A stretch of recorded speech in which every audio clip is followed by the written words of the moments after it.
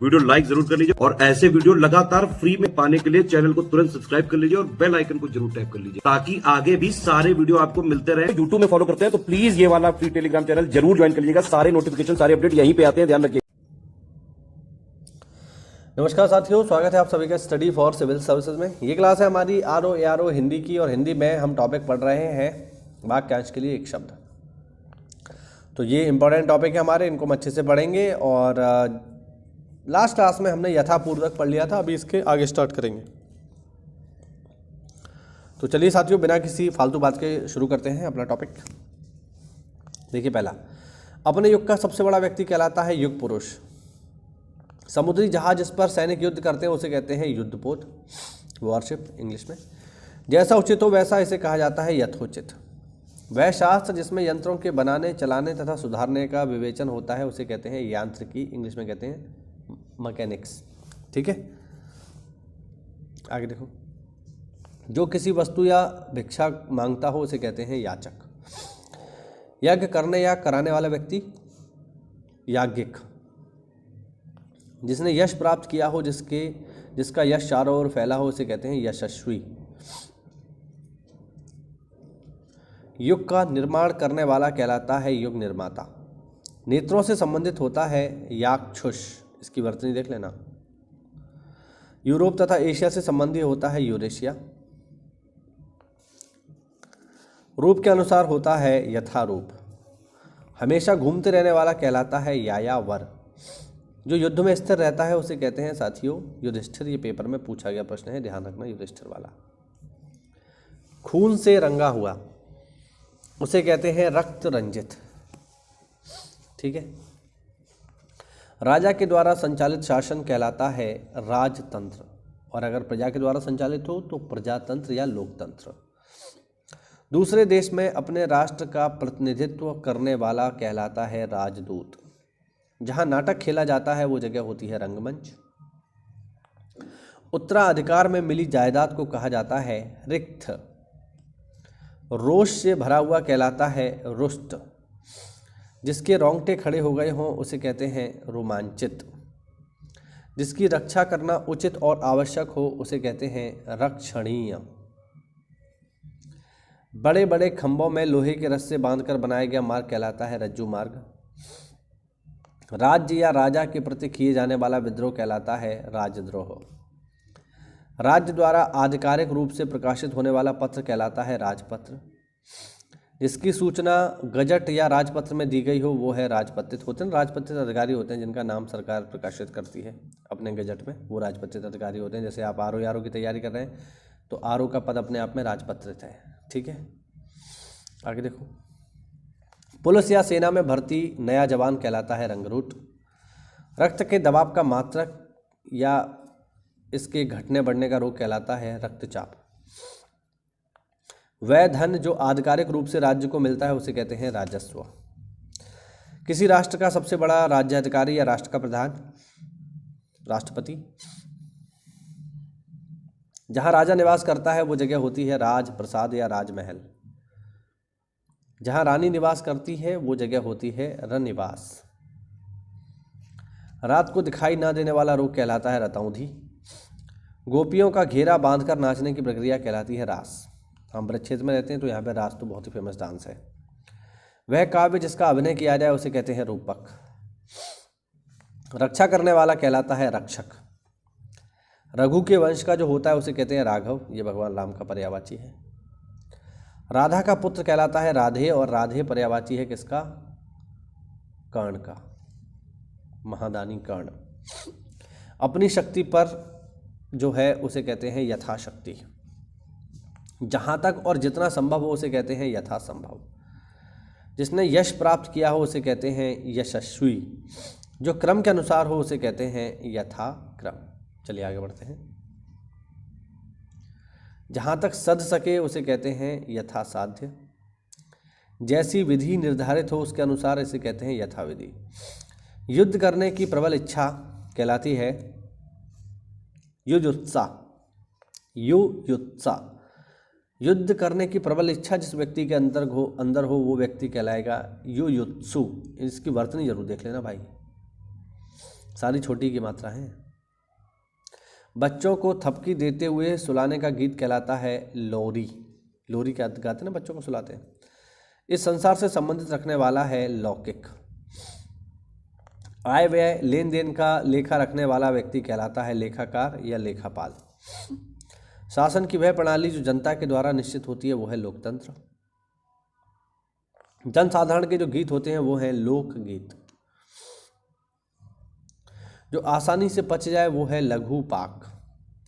लोक का कल्याण करने वाला कहलाता है लोक सेवी। जिसने प्रतिष्ठा प्राप्त की हो वो है लब्ध प्रतिष्ठ या लब्ध प्रतिष्ठित। जिसे सब पसंद करें वो है लोकप्रिय। लोभ करने वाला कहलाता है लोलुप। लालसा रखने वाला कहलाता है लालायित।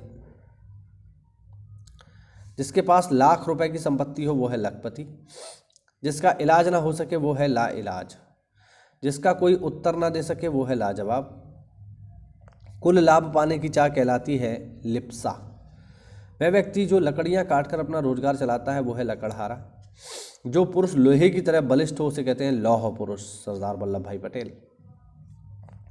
जिसका उदर मोटा हो या बड़ा हो या लंबा हो उसे कहते हैं लंबोदर, भगवान गणेश का पर्यायवाची है। लोक में प्रचलित वस्तुओं से बढ़कर जो होता है वो है लोकोत्तर।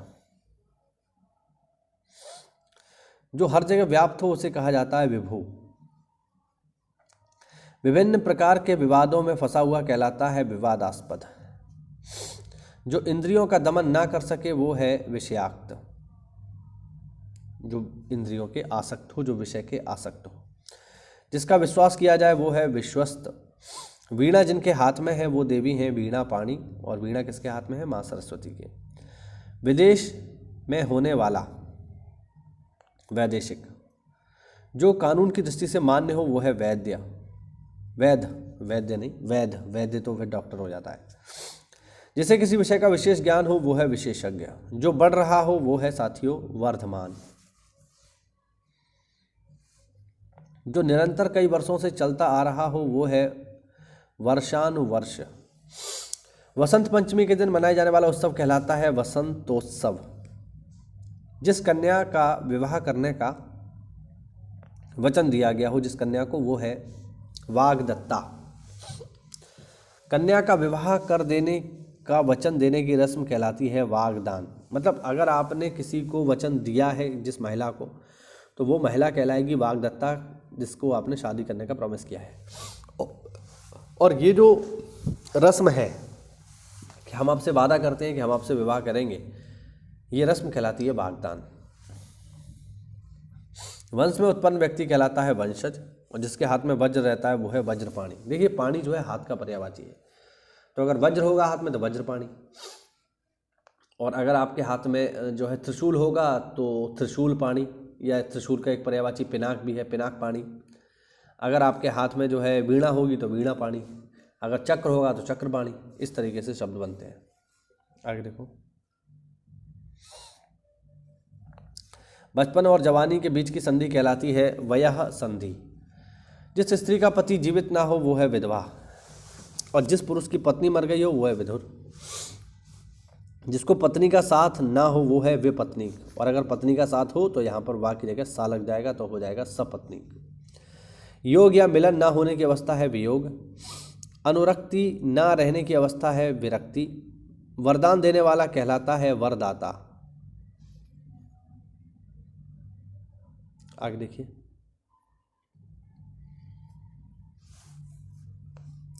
विरोध करने वाला या विरुद्ध पड़ने वाला होता है विरोधी। किसी पदार्थ या राज्य का दूसरे पदार्थ या राज्य में मिल जाना विलय। भले बुरे की पहचान करने का ज्ञान विवेक। किसी मामले के खिलाफ दिया गया मत कहलाता है विमति या टिप्पणी। एक से अधिक बातों में से कोई एक कहलाती है विकल्प। वस्तुओं की बिक्री करने वाला होता है विक्रेता। कानून का रूप देने के लिए प्रस्तुत किया गया प्रस्ताव या मसौदा कहलाता है विधेयक। जिसे जीत लिया गया हो वो है विजित। जिसकी जानकारी बहुत अधिक हो वो है विज्ञ। और जिसे जानकारी ना हो वो है अज्ञ। लोगों की जानकारी के लिए पत्रों आदि में प्रकाशित सूचना या बात, विज्ञापन। जो स्त्री विद्वान हो वो है विदुषी। वाणी का विकार कहलाता है वांग्मय। वांग्मय किसी वस्तु या विषय के अंगों को अलग अलग करके देखना कहलाता है विश्लेषण, और अगर सबको आप मिला दोगे तो हो जाएगा संश्लेषण। ध्यान रखना। काम के लिए अनुपयुक्त समय कहलाता है वृथा समय। अनुपयुक्त जो सही नहीं हो, और अगर उपयुक्त हो तो हो जाएगा यथा समय। दूसरे के कार्य में विघ्न डालने वाला कहलाता है विघ्नकर या विघ्नकर्ता, और जो विघ्न को हर ले वो है विघ्नहर्ता यानी भगवान गणेश। जो वंदना के योग्य है वो है वंदनीय। विदेश में रहने वाला है विदेशी। जो व्याकरण को जानता है वो है वैयाकरण। ध्यान रखना इसका उच्चारण, वैयाकरण। जो विज्ञान को जानता है वो है वैज्ञानिक। जो व्याख्या करता है वो है व्याख्याता। जो वेतन पर काम करता है वो है वैतनिक। जिस स्त्री की संतान पैदा न होती हो वो है वंध्या। जिस पुरुष का विवाह हो चुका हो वो है विवाहित, और जिस महिला का विवाह हो चुका हो वो है विवाहिता। तारों भरी जो रात होती है उसे कहते हैं विभा भरी। विभा भरी जब पूरी तारे आपको दिखाई दे। जो पुरुष बहुत अधिक बोलता है उसे कहते हैं वाचाल। जिस पुरुष के पास विद्या हो वो है विद्वान। जो कानून के अनुकूल हो वो है विधि सम्मत। ठीक है। जो कानून के प्रतिकूल हो वो है विधि विरुद्ध। विशेष व्यक्ति से संबंधित जो होता है वो है व्यक्ति मूलक या फिर व्यक्तिगत। लेना और देना यानी आदान प्रदान ये कहलाता है विनिमय। वनस्पति का आहार करने वाला कहलाता है वनस्पत्याहारी। इसकी बर्तनी देख लेना भाई। वनस्पत्याहारी जो वनस्पति का सेवन करता है। जैसे हम लोग शाकाहारी लोग जो है वो वनस्पति का ही तो सेवन कर रहे हैं, तो हम कौन हैं? हम हैं वनस्पत्याहारी। एक स्थान पर केंद्रित शक्तियों और अधिकारों को बांटना, मतलब जो शक्तियां एक स्थान पर है उनको सब में बांट देने की प्रक्रिया कहलाती है विकेंद्रीयकरण। बाल्यावस्था और युवावस्था के बीच का समय कहलाता है वयः संधि। इसको हम पढ़ चुके हैं ऊपर। जो विश्व में प्रसिद्ध हो वो कहलाता है विश्व प्रसिद्ध, विश्वविख्यात या विश्व विस्तृत, कुछ भी कह लो। वासुदेव के पुत्र कहलाते हैं वसुदेव के पुत्र कहलाते हैं वासुदेव। ध्यान रखना, ये है वसुदेव और ये है वासुदेव। जो अपने धर्म के विपरीत आचरण करता है वो है विधर्मी। जिस पर विश्वास किया जा सके, विश्वसनीय, विश्वास पात्र। कानून द्वारा प्राप्त जो है वो है विधि प्रदत्त। बिजली की तरह तीव्र वेग वाला कहलाता है विद्युत वेग। जिसमें किसी प्रकार का विकार हो वो है विकृत। जिसका कोई अंग बेकार हो वो है विकलांग या अपंग। जो बात वर्णन के बाहर हो उसे कहते हैं वर्णनतीत। ठीक है, जो वर्णन में जिसका वर्णन ना किया जा सके। विष्णु संबंधी या उसके संप्रदाय के नियमों पर चलने वाले कहलाते हैं साथियों वैष्णव। ऐसी व्यवस्था करना कि बाहर के तापमान का प्रभाव भीतर ना पड़े ये कहलाता है वातानुकूलन। बेसिकली एसी है ये। ठीक है, एसी को हिंदी में क्या कहते हैं? जैसे कोई कमरा जो एसी वाला होता है उसे कहते हैं वातानुकूलित कक्ष। ठीक है, जो वातावरण के अनुकूल हो। वह जो किसी के विरुद्ध मुकदमा पेश करे वो है वादी। ठीक है, और जो जिसके खिलाफ किया जा रहा है वो है प्रतिवादी। वर्ष में एक बार होने वाला कहलाता है वार्षिक। प्रतिवर्ष दी जाने वाली वृत्ति या अनुदान कहलाती है वार्षिकी। जो बढ़ रहा हो साथियों उसे कहते हैं वर्धमान। और मैं आपको बता दूं वर्धमान नाम है किसका? वर्धमान नाम है महावीर स्वामी का। महावीर स्वामी का मूल नाम क्या है? वर्धमान। ठीक है, जिसका अर्थ होता है समृद्धि। जिसमें कोई विकार या परिवर्तन नहीं होता है साथियों वो कहलाता है अविकारी। अनुचित यौन संबंध रखने वाला कहलाता है व्यभिचारी। व्यवस्था करने वाला कहलाता है व्यवस्थापक।